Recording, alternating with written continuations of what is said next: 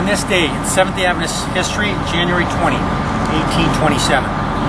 William J. Hardy was born in New York State. He moved with his parents to Michigan in 1827, but his father died when William was about 7 years old. A few years later, when William was about 14, his mother bound him out 7 years to a farmer near Ann Arbor.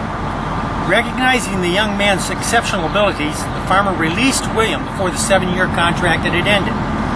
In 1844, William, then 21 years of age, married Eliza Watts, who was also in her early 20s. On April 23, 1846, William purchased 2 tracts of land totaling 95 acres in Gaines Township, Kent County, Michigan, near Grand Rapids. The following August, William and Eliza had their first child, a daughter named Alice. Eventually, 5 more children would be added to this family. 4 boys, Eugene, Asher, Lloyd, and William H., and another girl, Mary Ellen. For several years, the family lived in a small log cabin on part of the farmland that William had cleared. By 1850, the Hardy farm was valued at $600, slightly above the average of $580 for farms in that time period. In June of 1857, Joseph B. Frisbee, a former Methodist minister who accepted the message of the Seventh-day Sabbath from Joseph Bates, held a series of meetings in Caledonia, about 6 miles from where the Hardys lived. More than 30 people started keeping the Sabbath, with 7 deciding to be baptized. Eventually, when the Hardy family heard about Frisbee's meetings, how they heard about them is unclear. Though in a letter William Hardy wrote to Uriah Smith in April of 1858, he recalled, "Through the instrumentality of Brother Frisbee last summer, I was led to see the beauty which is termed present truth, especially the commandments of God."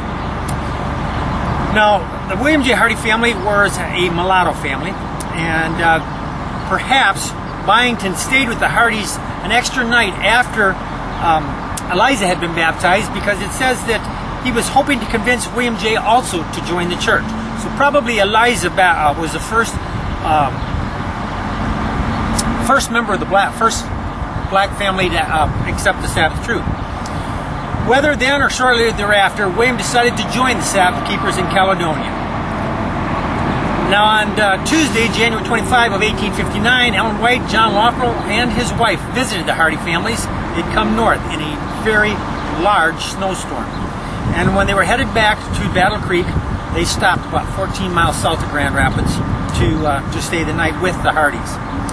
Now, in the 1870s, the 15th Amendment to the Constitution was passed, giving black men the right to vote. Almost immediately, William J. Hardy became involved with local Republican politics and was elected the Gaines Township supervisor in 1872. His oldest son, Eugene, would become the first black high school graduate in the state of Michigan. On this day, January 20, 1827, William J. Hardy is born.